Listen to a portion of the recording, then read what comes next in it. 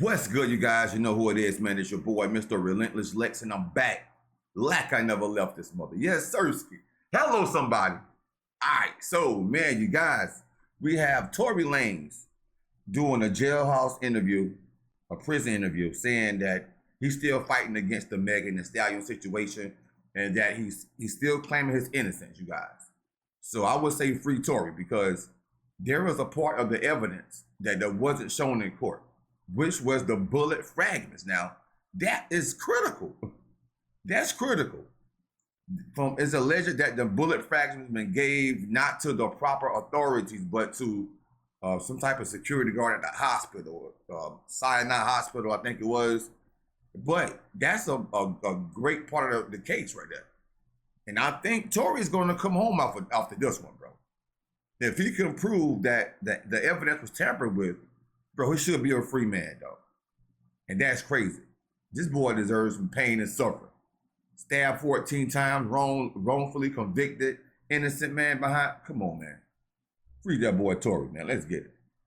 Tory Lanez just broke his silence in his first on-camera interview from prison, revealing never-before-seen evidence that changes everything. He claims this new evidence not only 100% proves his innocence, but also confirms Megan Thee Stallion has been lying the whole time. Now the question is, would this evidence eventually help free Tory Lanez? Or Hopefully. Would it be rejected like all the previous attempts? Today, we're looking at the new evidence Tory says will free him, and why the legal system continues to ignore it and is planning to keep him behind bars for another 7 years. Just a few days back, Not only the legal system, I believe that Rock Nation is behind it. The same thing like his dad was saying in the court dates, when Tory was going to court, and he was sentenced, I believe, the day he was sentenced, his dad came out the courtroom and was screaming out about Rock Nation, the Perez lady, and Jay-Z and everybody, and some other names he mentioned. So, you know, Megan Thee Stallion is under Rock Nation. the world got his first real glimpse of Tory Lanez since his imprisonment. And despite going through hell for the last few years, literally barely surviving a stabbing, he appeared to be in surprisingly good spirits. In this interview, he made some explosive comments that brought everything we know into question. For the first time on camera, Tory addressed the shooting directly and confronted what he calls the monster narrative, doing his best to clear the negative stigma surrounding his name, telling the interview point blank, "I have never been violent towards a woman, let alone shot one. Never been violent towards a woman. I would never hit a woman, let alone shoot a woman." But the most important part of the interview was his claim of overwhelming new evidence. Tory and his lawyer, Crystal Morgan, argued that the courts cannot refuse these new findings as they've done before. New evidence they got from Megan Thee Stallion, believe it or not. While Megan was trying to punish those whom she felt went against her, she unknowingly revealed information that could possibly be used to prove Tory's innocence. You see, while Megan was in the middle of a separate civil defamation trial against blogger Milagro Grams, her team had to produce a massive amount of discovery. Because of this, she unknowingly revealed internal documents that Tory's team says were buried during his original 2022 trial, specifically a medical record from Megan's defamation trial against Milagro Grams. This document was focused on the bullet fragments from the shooting. Tory's team claims this. Oh, man. See, look, bro, that's crazy. She had one other case open besides the Tory Lanez case. And now the other case could possibly help Tory out. Man, you know what? That reminds me of the old saying. Sometimes you don't want to shoot yourself in the foot. You get it? Shoot yourself in the foot? All right, no mind. This document proves something very suspicious was taking place since the very beginning. According to Tory, the records show that after the bullet fragments were removed, they weren't handed over to the authorities as they're supposed to do. Instead, they actually gave the fragments to a Cedars-Sinai security guard. And one claiming newly discovered evidence that they weren't provided during Lanez's 2022 trial, including hundreds of pages of medical records for Megan Thee Stallion, whose real name is Megan Pete, which they allege raised questions about the fragments removed from her foot after surgery. His team argues that the fragments were not provided ahead of trial and that this was a violation of due process. And we didn't have that chance. Or perhaps we could have questioned the doctors differently when they were on stand to impeach them, because it does look suspicious. Now ask yourself, why in the world were Megan's bullet fragments handed over to a security team instead of given directly to the police? In most high-profile cases, The police are supposed to be right there in the trauma room to take evidence. But in this case, the fragments supposedly sat with a hospital guard named Derek Cervantes before ever reaching a detective. In the world of forensics, once evidence leaves the hands of medical staff and goes to a third-party security team, the chain of custody is broken. Now ask yourself, how would we know if that guard was on someone's payroll? We have no idea who he was talking to that night. There is a chance that he could have been paid off. Honestly, nothing is off limits with the powerful people behind Meg. This is the insidious plan Tory is talking about. That alone raises a lot of questions, and to me points to an insidious, well-crafted plan to bring Tory down since the beginning. Think about it, this changes everything, because now we don't know if these fragments were altered or swapped out. Don't you think that's strange? To me, this proves that they planned to set Tory up from the very beginning. They know they couldn't turn those bullet fragments into the authorities because it would destroy the story they were about to tell. Because of this, Tory's legal team argued that the chain of command for logging evidence wasn't followed, and this is a textbook Brady violation. For those who don't know, a Brady violation is when the prosecution hides evidence that could potentially clear a defendant. If the jury had known that a random security guard was handling the primary physical evidence in the case, Tory's lawyers could have argued that the evidence was tampered with or even swapped. But why did the prosecution keep this a secret? And more importantly, why is the court still saying it doesn't matter? I can tell you why they kept it a secret. Because they want to see the man in behind bars. Rock Nation. Money is power. That's exactly why. Not only that I was wrongfully convicted, but the amount of new evidence that has emerged since that trial, I think, has been overwhelming. Now, this is where things get really suspicious. You would think that once a document like this comes to light, showing a security guard handling evidence instead of the police, the court would immediately call for a retrial, right? I mean, we're talking about the chain of custody here. If the fragments were passed around by people who weren't supposed to touch them, how can we trust anything that was presented in that courtroom? That alone should have given him a well-deserved retrial. But here's the thing, when Tory's team brought this to the California Court of Appeals in November, the judge didn't just ignore it, they used a legal loophole to shut him down.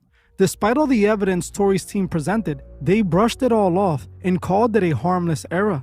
Think about that for a second. The system is basically admitting that mistakes were definitely made, admitting that the prosecution purposely didn't hand over everything they were supposed to. Yet, we are supposed to believe that they were operating correctly, but then they have the nerve to say it's harmless because it wouldn't have changed the outcome of the trial anyway. How does that make any sense though?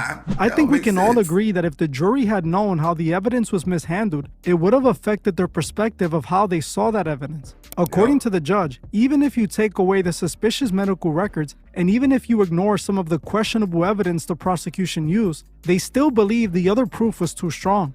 They're pointing at that jailhouse phone call where Tory apologized as the reason nothing else matters. But let's be honest here. Although Tory did apologize, he never admitted to what he was apologizing for. Most people automatically assume the apology was for shooting Meg. But why would he do that?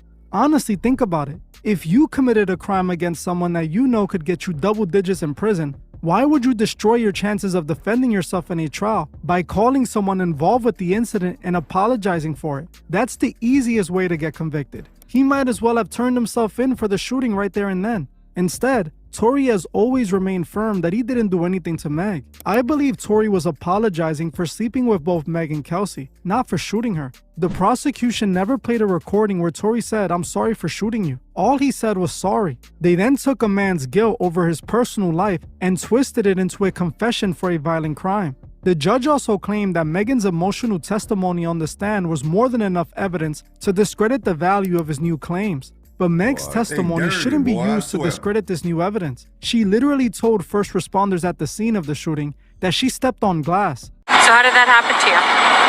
Glass. Glass? Where? Where we were coming from. Hey, can we get a sheet for that's the only person that shot at? That's the only person. First of all, how you gonna say you stepped on glass and got bullet fragments in you? Bro, you're going to get medical attention. They gonna know ain't no glass in your foot, bro. Liar, liar, pants on fire. Come on, man. Shot? I didn't get shot. Oh, you did it? Oh, man. I mean, no, sir. Then, it turns out that the so-called bullet fragments were mishandled. Honestly, she's the person whose credibility should be in question. Now, obviously, she's not gonna say anything that makes it look like she is not a victim. I honestly think she has given more than enough reasons not to be believed. She has lied since the day she claimed she got shot. She also lied during the Gayle King interview, and for all we know, she is lying right now. We are not inside of Megan's head. We don't know whether she is lying or being honest. And that's exactly why we should stick to the evidence. Evidence that Tory is trying to present. That's why I think her testimony shouldn't be used as a reason to throw out Tory's new evidence.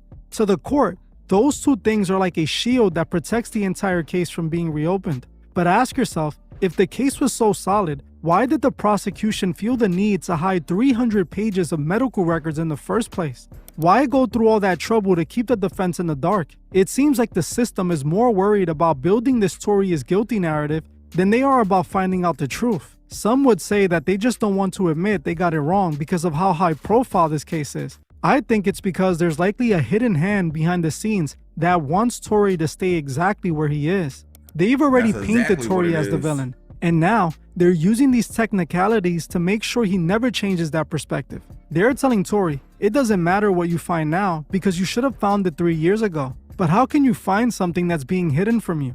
This is the reality Tory is currently in. He's showing us the receipts, he's showing us the inconsistencies, but the gatekeepers are doing everything in their power to keep the public from seeing it. But if you think the medical records were the only thing they were hiding, think again. We have talked about Tory's driver Jaquan Smith before on the channel. Since the shooting happened, people have been asking, where was the driver during the trial? Why didn't the one person who was actually in the car that night testify? Well, in 2024, Jaquan finally broke his silence in a sworn affidavit, and what he said changed the entire narrative. He claimed that he didn't just see a scuffle that night, he saw Kelsey Harris with the gun in her hand. He described a chaotic scene where Tory was actually trying to disarm Kelsey to stop her from shooting Meg, the exact opposite of what he's accused of. But just like everything else that proves Tory's innocence, this was never allowed in the trial. Not because he didn't testify, but because they didn't allow him to. Jaquan says he wanted to tell his story to the jury back in 2022, but he claims the district attorney never called them, and Tory's own legal team at the time decided for whatever reason to keep him off the stand.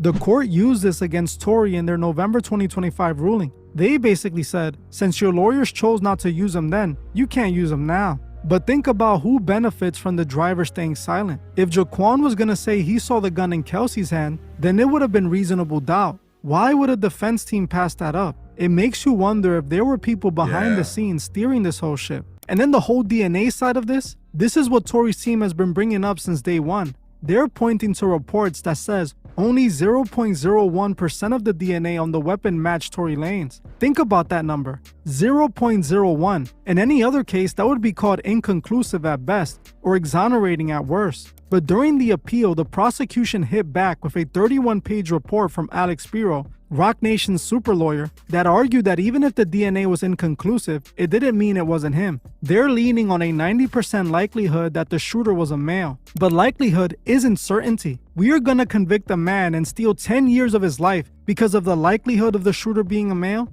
Come on, man, give me a break.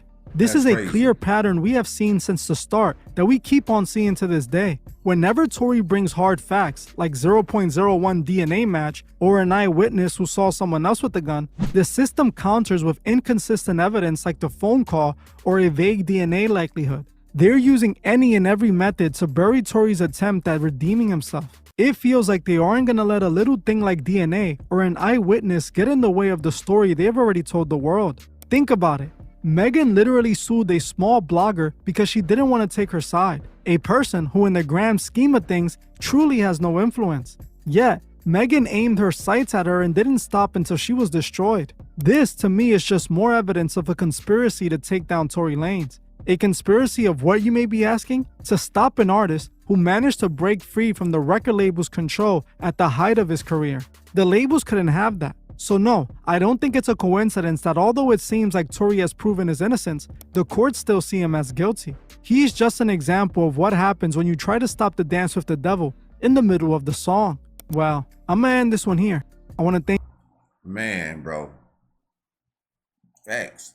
And this situation with Tory happened not soon after Tory went online.